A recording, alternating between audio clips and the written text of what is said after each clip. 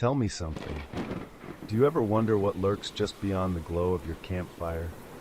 Out where the woods stretch for miles, untouched and endless, where the shadows sit too still, the trees seem to breathe in the dark, and the deeper you go, the more you realize something is out there. There are places in our national parks where things happen no one can explain. People vanish, trails shift, and some secrets were buried so deep they were never meant to be found. But out here, some things refuse to stay buried. You found Whispers After Dark, a place for haunted tales, restless spirits, and shadows that never sleep. Before we begin, please like the video, subscribe, and leave a comment. It helps YouTube share these stories with more listeners who crave the dark.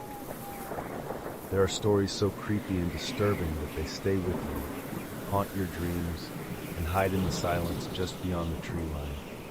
These stories are some of them, told by the park rangers who live them, stories of cursed cemeteries, things that crawl beneath the ground, and the Wendigo, a nightmare that stalks the unsuspecting.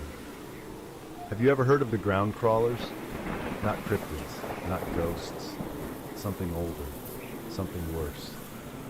Up in the far corners of Alaska, where the fog eats the valleys and the forest floor feels soft beneath your boots, there are stories. Stories about hunters who vanish without a sound, about hands that claw up from the dirt, dragging people into the dark. My name's Jake Merritt. I was a ranger in the Cuscalana wilderness for 12 years. Thought I'd seen everything nature could throw at a man, storms, bears, even avalanche fallout. But nothing prepares you for what comes from underneath. This is my story. I call it ground crawlers. I thought I'd seen it all. Lost hikers, wild animal attacks, even lightning strikes that burned half a ridge to ash. But nothing prepared me for what happened last fall, and nothing I've seen since comes close to what still haunts my dreams. We have hikers vanish out here every year, hunters too. Sometimes it's accidents, rivers, bears, hypothermia. Other times, well, there are stories even we don't talk about in daylight. It started with a call from two hikers who'd stumbled onto an abandoned elk hunter's campsite near Timberline Ridge, deep in a stretch of old-growth spruce where the trees rise 100 feet and block out the sky. They said the place felt wrong. I hiked in alone, figuring I'd find a busted tent or maybe someone hurt. When I got there, the air was thick with pine and damp earth, heavy with the faint tang of wood smoke that clung to my clothes and burned the back of my throat. At first glance, the campsite looked untouched. Tents zipped, gear stacked neatly, the fire pit still smoldering. But then I noticed the details that didn't fit. One of the sleeping bags had been dragged halfway out of a tent, its edge caked with damp soil. Another was bunched awkwardly near the doorway, as if someone had tried to pull it out in a hurry and stopped halfway. I crouched, scanning the ground. There were no clear footprints leading away, just faint scuffs in the moss that went nowhere. No broken branches, no drag marks. It was like the forest had swallowed them without a sound.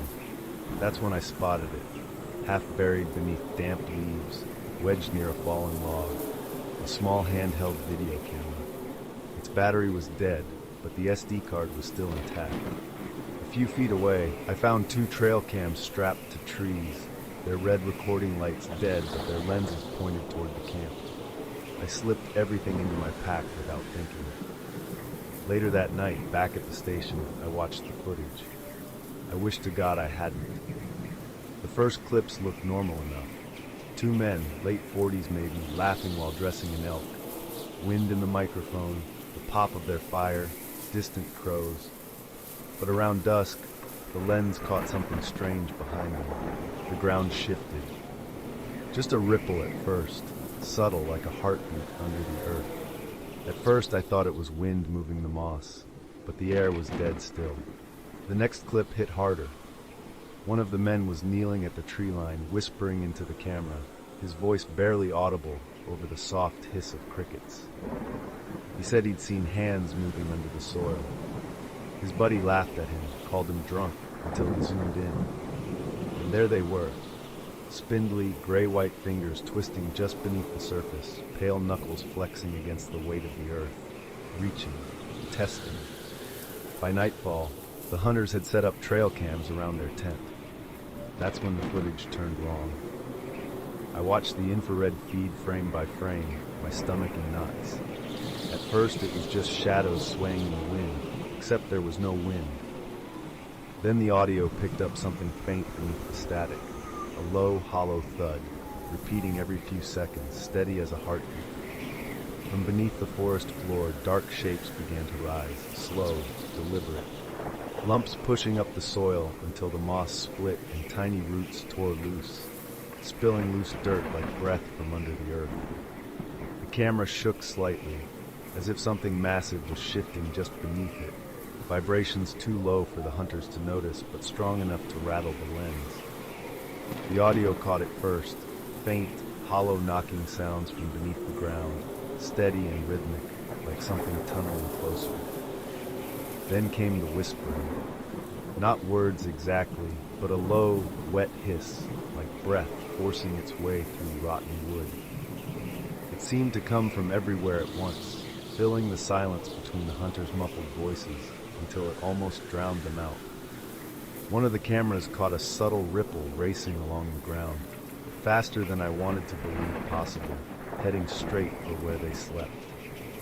A sound rose beneath the clicking, deeper now, wet and layered, like something stirring beneath the soil. I felt this overwhelming urge to scream at them, to run, to get out. But even through the scream, I knew it was already too late. Sometime after midnight, one of the hunters bolted from the tent, the trail cam catching him in ghostly night vision. His breath came in ragged clouds, sharp bursts of white in the cold air, and his boots pounded against the sarth with desperate speed. He barely made it 10 feet before he jerked violently, his body twisting mid-step. Something had snagged his ankle. The ground seemed to swell beneath him before collapsing like wet paper. Soil, roots, and moss folded inward as if the earth itself had opened its jaws. He screamed, a raw animal sound that cut through the static-laced audio, but it ended abruptly, muffled as the dirt swallowed him whole. One moment he was there, thrashing, clawing at the ground, and the next there was nothing, just torn earth and silence. The last clip, gone. The surviving hunter had scrambled to his feet, his flashlight jerking wildly as he stumbled toward the spot where his friend vanished. The beam caught movement in the churned soil. Something was crawling up from the dark. Its arms were too long, elbows bent at wrong angles, shoulders hunched like it couldn't quite fit its frame into a human shape. Its skin was pale and stretched thin over sharp, unnatural bones, glistening where the dirt clung to it. Its eyes were pits, black, endless, reflecting nothing, like holes punched through the world. And when it turned toward the lens, I froze. Its mouth opened slightly, and for a split second, the light caught its teeth. They were wrong, too sharp, too many. Like stone carved into jagged fangs, ancient and unyielding, built for tearing through more than flesh. I'd read old reports over the years, whispers from rangers up north about ancient things buried deep in the permafrost, passed down through Alaska's native legends. Stories about creatures known as ground crawlers, trolls, things that live beneath us, older than the forests, older than people, older than anything we understand. Most rangers laughed them off, called them campfire stories. I used to laugh too. Not anymore. I can't stop seeing that thing crawling up from the soil, its black eyes catching the flashlight beam for just a second before it vanished back into the earth. I can still hear the muffled scream cut short, the tearing of roots, the wet hiss from under the ground. I close my eyes at night and it's there. Every detail. The pale skin, the wrongness in the way it moved. Those teeth, jagged and ancient. I turned the footage in. A week later, the site was declared restricted access. Signs went up overnight. Publicly, they said the area was closed due to unstable ground. Privately, we were told never to speak about it again. There are things that lurk out here we were never meant to find. Things that have always been here, buried beneath the moss and roots, waiting. Every year, Alaska has more than its share of people who go missing. I used to think they just wandered off the path, got turned around, lost in the cold. Not anymore. Now, every time another report comes in, another hiker, another hunter, another family vanishing without a trace, I wonder if they found Timberline Ridge, if they heard the tearing of roots, if they felt the ground shift before it opened beneath them. And sometimes when I'm out on patrol and the forest falls silent, I swear I feel vibrations under my boots, a subtle thrum, faint but steady, like something beneath me is still moving, still searching, still hungry. Our next story is a different kind of nightmare. The Wendigo, an ancient spirit born from hunger and isolation, has haunted the stories of northeastern tribes for centuries, and those who've heard its voice say it never truly leaves you. This is the written account of a woman named Dana, a former park ranger who worked deep in the northeast wilderness. For years, she kept her encounter of a Wendigo to herself, but recently she shared it with Whispers After Dark. She asked that it be read exactly as she wrote it, no changes, no explanations. What follows is her own account of what happened at Wren's Peak. She said she just wanted someone else to know, in case it ever happens again. My name is Dana. I wasn't supposed to be assigned to Wren's Peak. That tower had been decommissioned over 10 years ago. Too remote, too unstable, swallowed by trees and fog on a forgotten ridgeline. I'd only just come off 2 weeks at a different post when the radio crackled through. Wren's Peak needs a body. Just for the weekend. High fire risk. No explanation. Just a directive. Dry lightning had moved through the night before, and with funding tight, there weren't enough of us to cover the region. I was the new one, still willing to say yes to anything. So I packed light, just my backpack, a blanket, some ration bars, and the old field radio that barely held a signal. The forecast showed clear skies, but the clouds were already heavy by the time I left HQ. I should have taken that as a warning. The ride up was steep and slow. The trail to Wren's Peak barely qualified as a service road, washed out in places, overgrown in others. I bounced and climbed my way up on a rusted four-wheeler that coughed black smoke and grumbled like it hated every minute. The air was sharp and cold, the kind that bites through your sleeves and smells like rain. By the time I reached the tower, dusk was settling in. The trees around the clearing were lit in golds and reds, their leaves whispering as the wind picked up, fall in full fire. But the beauty didn't calm me. Something about the place felt wrong. The tower stood crooked against the deepening sky, its bones silvered from decades of wind and rain. The steps creaked beneath my boots, warped and damp, but they held. The latch still worked. The windows opened. Inside, the fog rolled like smoke across the canopy below, and the forest was silent. No birds, no insects, just the hum of the storm gathering and the slow tick of old beams settling into night. The first day passed in that same eerie quiet. I scanned the treetops, logged a few lightning strikes, and read an old pulp horror novel I found in the desk drawer. By the second night, the storm arrived. It didn't roll in, it fell. Thunder cracked like gunfire and echoed through the ridges. Rain slammed the tower in sheets so loud I could barely hear myself think. Wind howled through the forest, bending trees, rattling the shutters, shaking the floor beneath me. I sat curled up on the cot, listening to the groan of every nail, every bolt, every breath of that old tower struggling to hold. And then came the knocking. 3 dull thuds. From beneath the trapdoor, I froze, waited. Another knock. Then a voice. Soft, familiar. "Let me in, Dana. It's cold. Please." It was my sister's voice. Only my sister died 3 winters ago. I stumbled back, heart in my throat, and grabbed the radio. My hands were shaking so bad I could barely hold the receiver. "This is Ranger Dana at Wren's Peak. Someone's here. I need assistance. Someone's outside the tower." Silence. Then static. Then finally a voice, slow and distant. "Ranger Dana, that tower was shut down 10 years ago. There's no storm on the radar." Then the line went dead. I didn't sleep that night. I sat in the corner with the axe beside me, staring at the hatch, flinching at every groan in the wood. The knocking never came again, but the silence that followed was worse. Thick, heavy, like something was just waiting. At sunrise I spotted it. Down below at the edge of the clearing, something standing among the trees. Tall, too tall. Its arms too long, bent wrong at the joints. Its skin looked stretched and patchy, like old hide stitched to bone. Matted fur hung from its ribs in clumps, and from its head jutted antlers. Crooked, splintered things like dead branches. It didn't move, didn't breathe, just stood there, looking up at me. I closed the shutters and backed away from the window. Later that day, I found a torn notebook stuffed in the back of the desk drawer. The pages were brittle, yellowed, and smudged with dirt and water stains. Most of it was illegible, but one line was still clear, scratched deep into the paper, over and over again. Don't open the hatch. If it talks like someone you love, it's already wearing their face.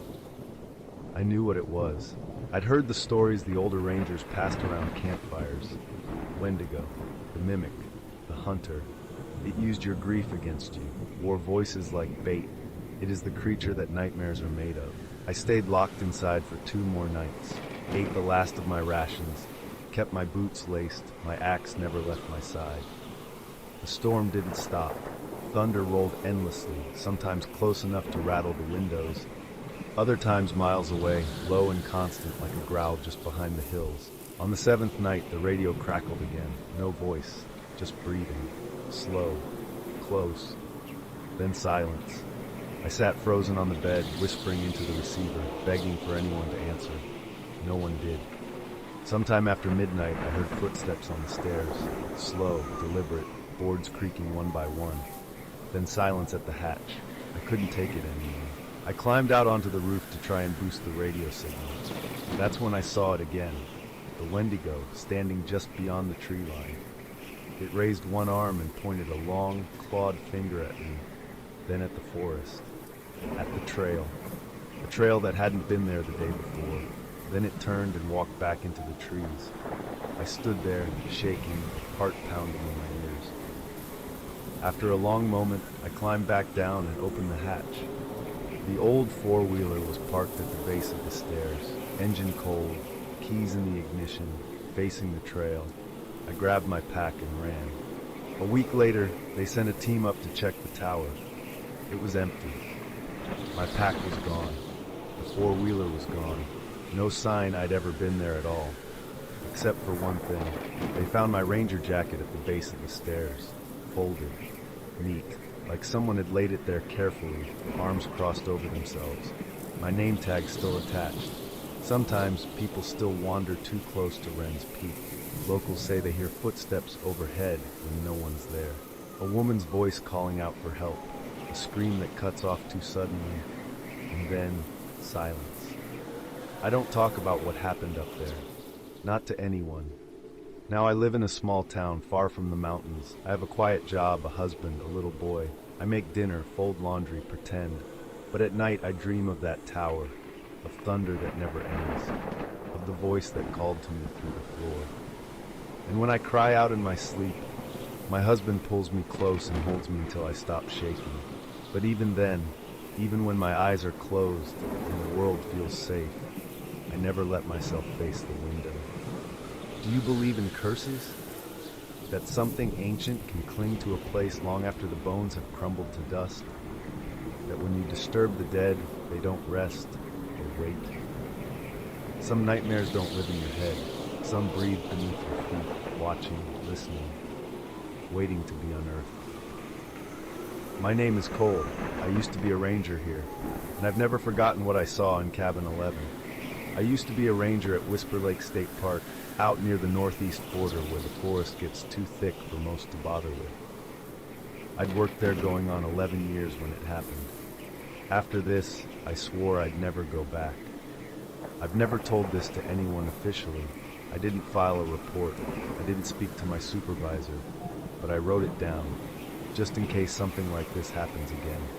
I never believed in ghosts, never believed in curses or the undead, but I do now. It happened last year. It was the beginning of October. We usually have a few families then. Fall break at most schools. A family that had rented Cabin 11 showed up at the main station before we'd even unlocked the doors. Their SUV was mud-caked and covered in long, jagged scratches down the passenger side. Deep ones, like something with claws had raked it in the night. The dad kept checking the rear-view mirror like he expected to see something following them. The mom looked pale and tight-lipped, clutching their son like she was afraid to let go. They didn't explain, didn't ask for a refund, just handed me the key and said, "You need to send someone out there. Something's wrong with that cabin." Then they drove off without another word.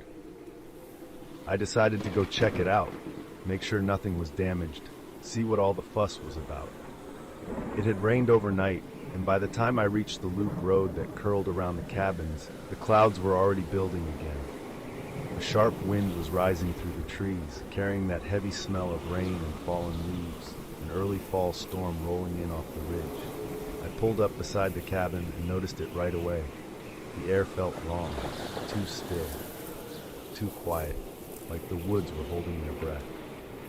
Cabin 11 sat at the edge of the tree line, half swallowed by shadow. The logs were dark and damp, the curtains pulled tight. I unlocked the front door and stepped inside. The first thing that hit me was the smell. Wet soil, mildew, and something sweeter underneath, something rotten. It was dim inside, just enough gray light leaking through the windows to see by. The place looked untouched, dishes stacked in the sink, a coat still hanging on the rack, but the floorboards near the bathroom were wet, muddy footprints smeared across the planks, heading from the door to the foot of the bed. The bed sheets were damp, pulled back like someone had bolted upright. No animals, no broken window, nothing to explain how those tracks got inside. At first I told myself it was just the storm, winds pushing water in through the doorframe, a squirrel maybe. But when I checked the bathroom mirror, everything changed. I saw movement behind me, fast like a shadow ducking out of sight. I spun around. Nothing. I turned back to the mirror and leaned in closer. That's when I saw it. My reflection didn't match. The mouth was twitching, mouthing words I couldn't hear. The eyes were sunken, skin grayed like something drowned. Then it smiled. I didn't, and the light went out. The ceiling above me creaked. Only there was no second floor, just an empty attic crawl space. Then came the knocking. Not from the front door, from inside the walls.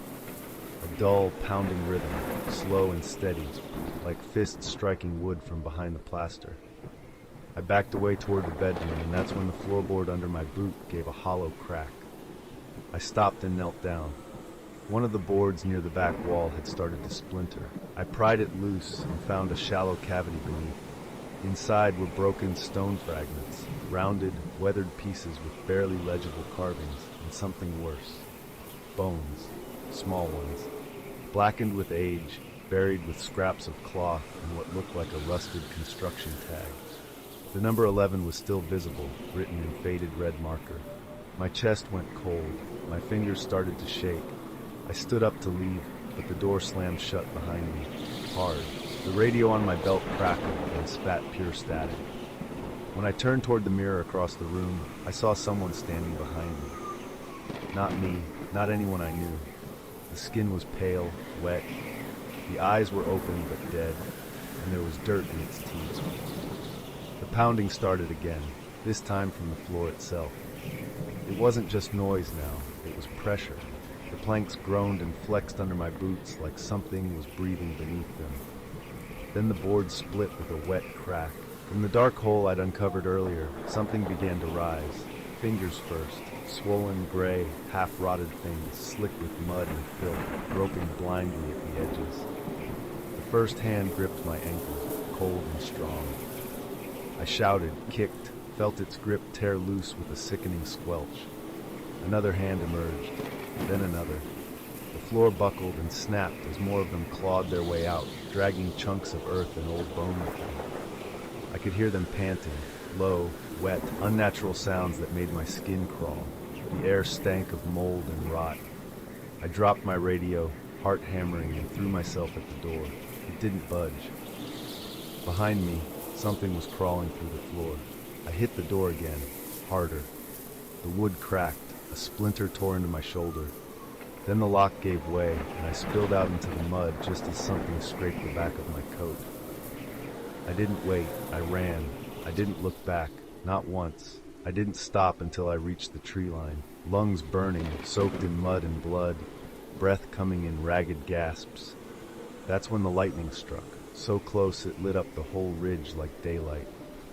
The trees behind me exploded in a shower of sparks, and I turned just in time to see flames leap from the roof of cabin 11. The thing was on fire. The storm had found it. I stumbled to my truck, shaking, called in the fire to headquarters, and watched through the windshield as the blaze swallowed the building whole, roof collapsing, embers churning like angry wasps into the sky. It burned hot and fast, too fast, like something wanted it gone. Like something wanted to erase what had happened inside. They sent a crew up the next day, but it was already ashes. Nothing left but blackened stone and twisted metal. I filed the report, said it was a lightning strike, nothing more. Left out the rest. I transferred parks the following spring. Haven't been back since, and I never will. But I'll tell you this, when the fire chief came up to investigate the damage, they found more than scorched timber left of cabin 11. Buried under the floorboards were bones, human bones, stone markers, fragments of what used to be a cemetery. That fire triggered a full investigation. Turns out the company that built the expansion in the 80s never reported the burial ground they uncovered. Just knocked the stones over and poured foundations right on top. Now they're under legal review. And cabins 9 through 12, they've been torn down, for good. But I stood in the ash that morning, boots crunching over charred stone, and I couldn't shake the feeling that something under that cabin wanted out, and finally got what it wanted. Sometimes I come across stories too strange not to share, the ones where people simply vanish without a trace. Our next story, Whispering Winds, comes from a man named Jake, a seasoned Grand Canyon guide with a tale that still keeps him awake at night. Some places in the world are loud with silence, so quiet the sound presses in on you like breath on the back of your neck. The Grand Canyon is one of those places. It's a cathedral of stone and shadow, and when the wind cuts through just right, it sounds like voices. Most people laugh it off, say it's just the rock echoing the air. But I've been guiding groups through the canyon for years, and I've learned something. Sometimes the wind remembers, and sometimes it speaks. My name's Jake. I've been a Grand Canyon backcountry guide for close to a decade. My partner Anna and I had done this route dozens of times. 5-day rafting and hiking trip, small group, no drama. But that October group, I still can't sleep right thinking about them. There were 7 guests, 3 couples and 1 solo hiker, and they were all experienced enough not to panic over every little sound or shadow. First night was smooth. We hiked down to the river, hit the first campsite, made dinner, traded stories under the stars. Typical start. Second day, we rafted down to a sandy bank where the canyon opens up wide. Everyone went swimming. Anna and I grilled, laughed, passed around tin mugs of cocoa. Uneventful, just the way we like it. That night, though, I noticed the wind picking up earlier than usual. Long gusts rolling down the cliffs like something was exhaling above us. But still, nobody seemed bothered. The third day, we hiked into a side canyon, narrow, red-walled, with petroglyphs half swallowed by erosion and time. It's a dead end, one way in, one way out, and the kind of place you can feel breathing if you sit quiet long enough. We set up camp near the base, cooked dinner, and gathered around a fire just after dark. That's when the whispers started. Soft at first, like distant conversations carried on the wind. Anna raised her head and gave me a look. She'd heard it too. One of the guests, Brian, stood up and started scanning the cliffs. His wife, Celia, was sitting real still, staring into the shadows like she was trying to read something hidden in me. She whispered, "Do you hear them?" And her voice was tight, afraid. "They're talking to me." I asked who. She said my mother and the babies. I froze. I'd read their intake form. They'd lost their children in a house fire 2 years ago. Tragic, heartbreaking stuff. But this was something else. Celia kept pacing the edge of camp, wouldn't come back to the fire. Her husband tried to calm her, kept saying it was just the wind, that there was nothing there. But she wouldn't stop whispering back, like she was answering questions only she could hear. Later that night, after we all turned in, I heard footsteps outside my tent. I figured maybe someone had to pee, no big deal. But then Anna called my name, real quiet. She was already up, standing with her flashlight. "Celia's gone," she said. Her sleeping bag was zipped open, her boots gone. We called out. We searched with headlamps. Nothing, no sound, no reply.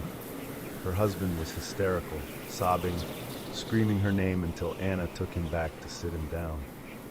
I radioed for search and rescue, and we waited. The team arrived at sunrise. They swept the entire side canyon, combed the cliffs, flew drones along the river. Her prints led up the trail, and then stopped, like she vanished mid-step. It's not a technical climb. There's nowhere to fall, nowhere to hide. No one saw her on the river. None of the rafts were touched. The canyon was a dead end, and she was just gone. The weirdest part? Brian, her husband, swears he knows what happened. He told me later that morning, voice shaking, eyes sunken, that the wind had changed the night before. He said it wasn't random anymore. He said he could make out full sentences, his wife's name, the sound of her mother's voice calling her home. Said he tried to stop her, but she told him the babies needed her, that she could hear them crying. We called off the trip early, got everyone out of the canyon, but no one's forgotten it. Celia was never found. No remains, no trace. Just the wind, curling through the side canyon, echoing against the stone. The report said probable accidental fall. But there was no drop, no blood, no clue. Anna and I haven't gone back to that side trail since. We avoid it entirely. And me, I started sleeping with earplugs, because sometimes late at night, when the wind kicks up outside my apartment window, I swear I hear my name and a voice I haven't heard in years. You've heard stories about Bigfoot. We all have. It's nothing new.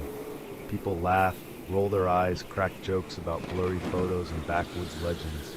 You either believe or you don't. I'll leave it up to you. But I'll tell you this. I used to be a skeptic. I'm not anymore. My name's David Lorne. I've been a ranger for over 15 years, mostly stationed in the Rockies. After I clocked out for the last time that summer, my wife and I decided to take some time off and see the country with our 2 kids. Jessica, 15, and Eli, 12. We bought a second-hand RV, mapped out a route, and spent 6 weeks hopping between parks and scenic spots. We were halfway through the trip when someone at a ranger station told us about a hidden gem up in the mountains. A secluded lake with crystal clear water, perfect fishing, and hardly any visitors. No amenities, just peace and quiet. Sounded like paradise. The road up was rough gravel and pine needles. The kind of place you had to want to find. We parked just off a game trail and set up next to the lake. Water like glass, ringed by towering pines and steep ridges. Jess strung up a hammock. Eli started skipping rocks. My wife got a fire going, and I broke out the cast iron skillet for trout. The first night was peaceful. We cooked, laughed, roasted marshmallows. Eli made a goofy scarecrow out of sticks and propped it by the tent. It was the kind of night you hope your kids remember forever. That changed on night 2. It started with a smell, sour and pungent, like rotting meat mixed with wet dog. I noticed it while rinsing dishes by the lake. The air went still, heavy. The kind of still that presses in on you. No frogs, no crickets, no birds, just silence. I chalked it up to a passing predator. We'd seen signs of bear activity earlier that day, so we locked up the food, doused the fire, and bunked in the RV that night instead of the tent. Still, I couldn't shake the feeling something was watching us. Sometime past midnight, I woke up to the sound of movement outside. Something big, circling. Heavy, deliberate footsteps crunching in the pine needles. Jess whispered from the back, "Dad, something's outside." I peeked through the blinds. Nothing. I waited. Then came the thump. Not just a bump or a scratch, a full-on slam against the side of the RV. Eli started crying. My wife tried to calm him, but she was shaking too.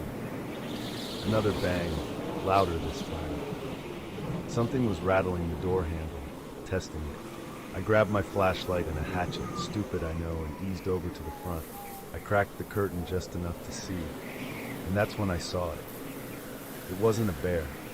The face staring back at me from just beyond the glass wasn't any animal I'd ever studied. It had deep-set eyes, almost glowing red in the light, and skin like leather stretched over muscle. Thick, matted hair hung over its brow and shoulders, and the stench hit me like a wall, copper, decay, wet fur, and filth. It tilted its head, studying me. It knew I was watching. Then it grinned. Not a human grin, just lips peeling back from rows of yellow teeth, some chipped, others too large for its mouth. It raised a hand, 5 fingers long and thick with cracked nails, and ran it slowly across the glass. I backed away, heart pounding. We didn't sleep. We just sat there, frozen, listening to it circle the RV for hours, growling low and deep, tapping the roof with those claws.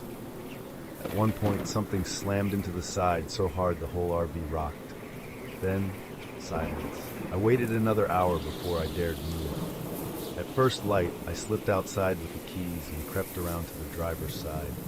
The scarecrow Eli made, it had been torn to pieces, arms broken. The stick snapped clean down the middle, and one of its eyes jammed into the door. There were massive footprints in the mud, barefoot, wider than any man's, with deep impressions and claw marks at the toes. I got everyone inside, fired up the engine, and got us the hell out of there. Later that day, I reported the incident at the nearest ranger station. They nodded, said it was probably a bear, handed me a pamphlet about wildlife safety. But I knew better. I've dealt with bears. I've dealt with mountain lions. This was something else. You don't have to believe me. I wouldn't have a year ago. But I saw it. I smelled it. I heard it breathe. And sometimes when I'm out on patrol and the woods fall quiet, I still hear the sound of those footsteps. And I remember what stared back at me. That brings this collection of haunting tales to a close. Stories of cursed cabins, whispering winds, and creatures best left in the dark. Let the storm carry them away, and let the thunder and rain lull you to sleep. But remember, if you ever hear something outside your tent, or see eyes watching from the trees, don't call out. Don't follow the footsteps. And whatever you do, don't answer when the woods call your name. Thank you for joining us. And don't forget to like, subscribe, and hit the notification bell so you won't miss our next journey into the night. Until next time, stay curious, stay cautious, and beware of the whispers after dark.